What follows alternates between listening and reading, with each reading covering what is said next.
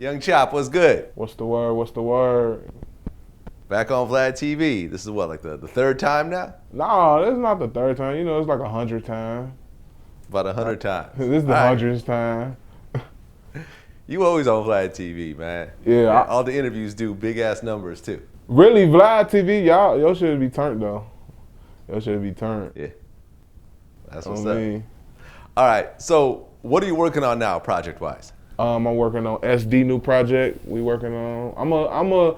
We gonna tweak the name out soon though. But we gonna come with the first single, SD from GBE. We gonna tweak the Did you dig out, man? And I'm working on Johnny May Cash, new project. I ain't really working on too many big artists right now, like major shit like right now. I'm taking a pause real quick. Well, not really a pause. If a motherfucker call me, I'm gonna do it, but other than that. Well, because at one point it seemed like you were like working with everybody. Yeah. Everyone wanted a Young Chop beat, and you were like doing a lot of non-Chicago artists and stuff like that. Yeah, because I was as you were saying, we was talking about previously, before we started the interview, come to LA, go out there, mingle, it's popping. You feel me? It was popping. Like it was just popping. Like I was just going where the popping spots at. Right now I'm just taking it slow right now, man. I'm just being a goddamn adult right now. That shit too damn partying and too much shit going on. I could do that shit again, but it's like, all right, it's cool. Well, you see a lot of producers in hip hop, or music in general, but in hip hop in particular, they have a sound, and the sound is like the poppin' shit at the time. Yeah. And then the time passes, and if the producer really ain't that talented and can't evolve and change and recreate himself, yeah, then they just become that producer from a couple years ago. Yeah. So it's like, how is your focus to kind of keep evolving as a producer? Just keep evolving from. Nah, it's just working with different artists. Like you just got to work with different artists. You just can't be stuck on one artist. Like just trying to please that one artist. You got to please multiple of these niggas, because you can be the same. You could be the regulars, but the same sound, the same everything, and motherfucking go work with another rapper. He gonna swag it a different. It's gonna be the same. Everything is the same beat.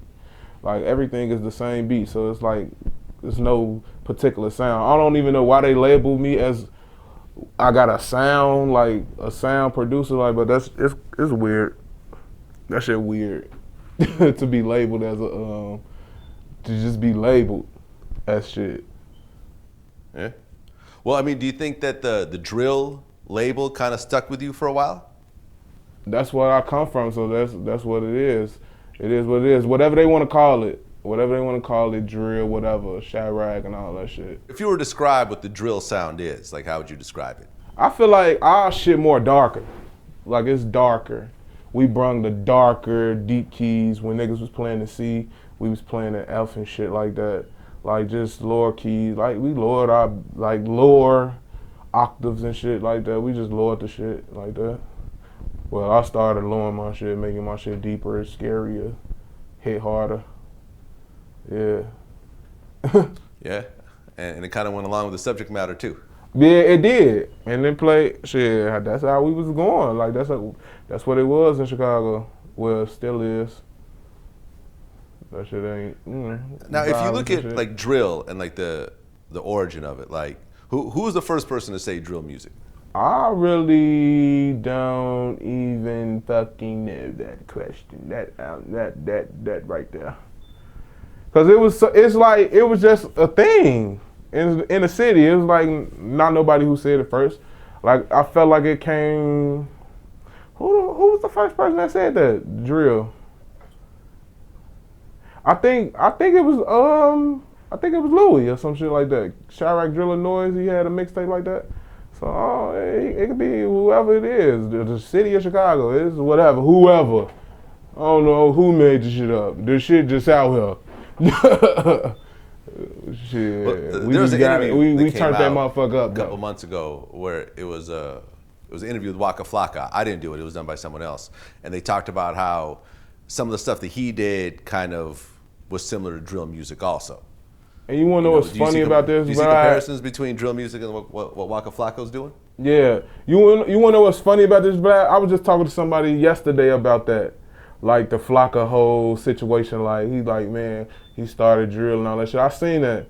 And I was like, he couldn't because he was around a lot of Chicago niggas. Like Bo Deal and all that. So how he started if we was already here. Like they was more on the like west side, like niggas wasn't coming like south until, you know, bro put them on them. It was more west, so it was like, we been on that grimy ass shit anyway. Like it's just, we been on that. We been on that savage ass shit. We was on that. So it was like,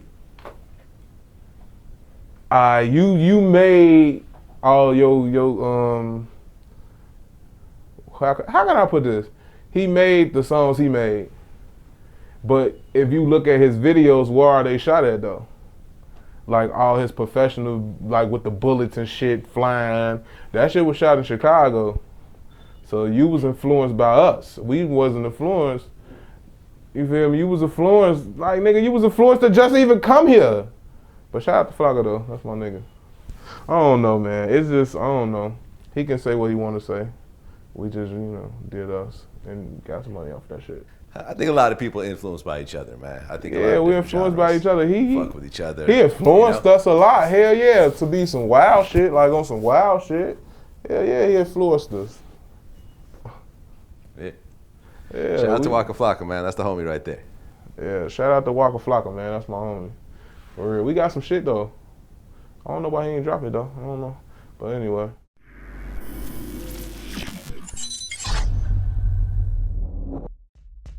I didn't really care when I saw her. Like, I went to say, hey, clearly she felt a certain type of way or something.